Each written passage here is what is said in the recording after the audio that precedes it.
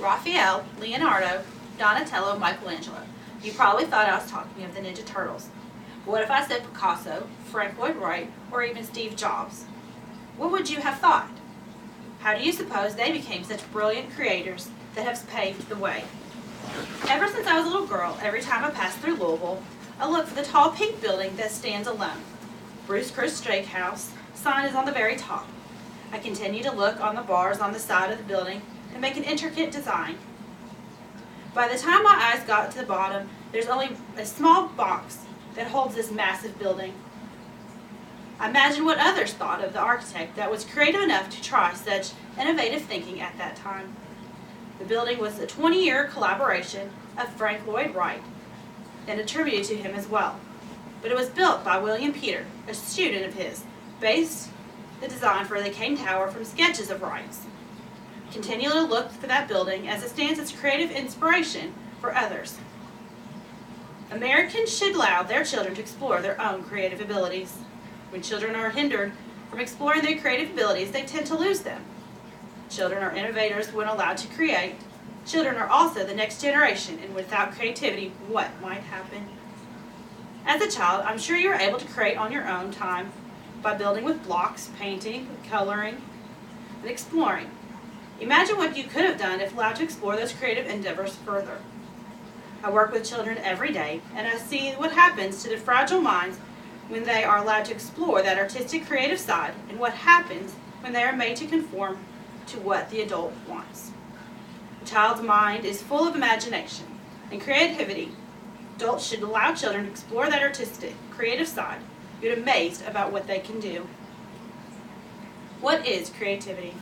Merriam-Webster Dictionary states that it is the ability to make new things out of new ideas.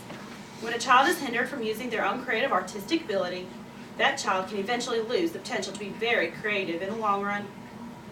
In the article, The Creative Crisis, it states that Americans' creativity is declining, possibly because of the number of hours children spend in front of the TV and on video games, or because of the way we teach our children in school, by pushing standardized curriculum and rote memorization and nationalized testing.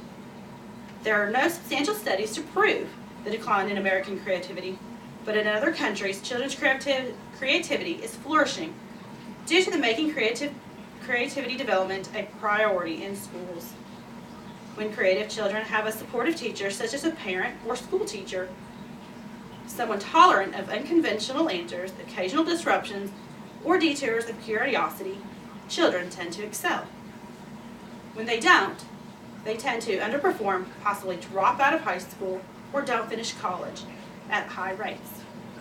When you hinder a child from being creative, or telling them something won't work before they even try to figure it out for themselves, the child loses self-confidence. Psych Central quotes Mike Lanza, author of Playborhood, that children have an amazing and innate ability to be creative when they play freely on their own. And unfortunately, overparenting that dampens or even wipes out the ability. It's important to facilitate your child's creativity without managing it. On here, the PowerPoint shows a couple ways that teachers and parents hinder a child's ability. They show them what they should and what they are expected to do. But what they need to do is let them create on their own, coming up with their own things and showing them that they can create just as well as some of famous artists and well-known professionals in that same field. In Leapfrog's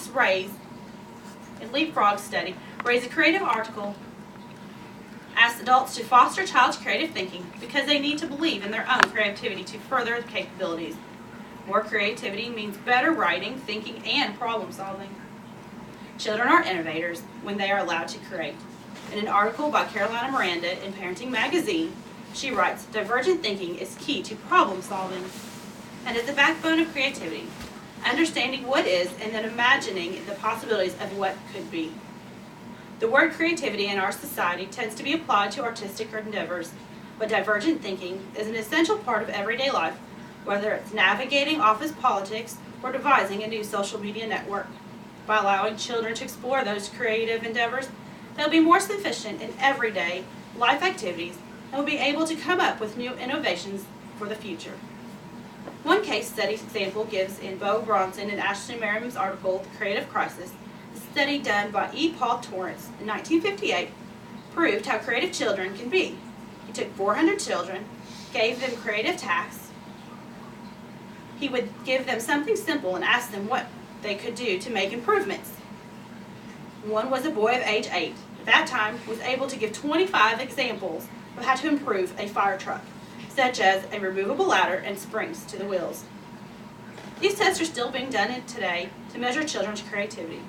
Among the children that were followed from this testing and that continue to be creative are now some of the most prominent people of their field. Children are the next generation, and without creativity, what might happen?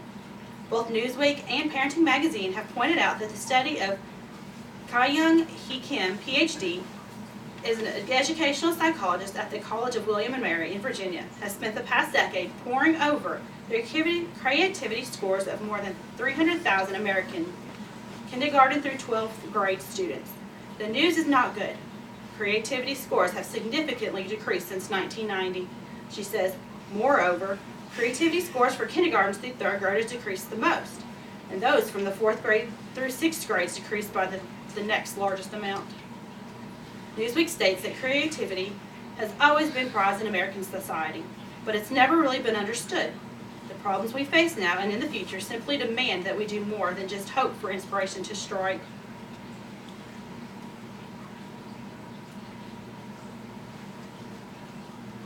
What will happen if America does nothing to support creativity? What will America look like? We allow other countries to come in and show us all their innovations, but what do we have to offer? We cannot expect to just sit and do nothing, because nothing is what will become of us without creative Americans.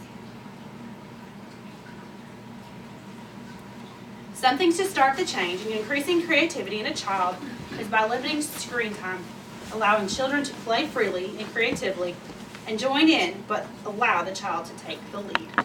Thank you for joining me.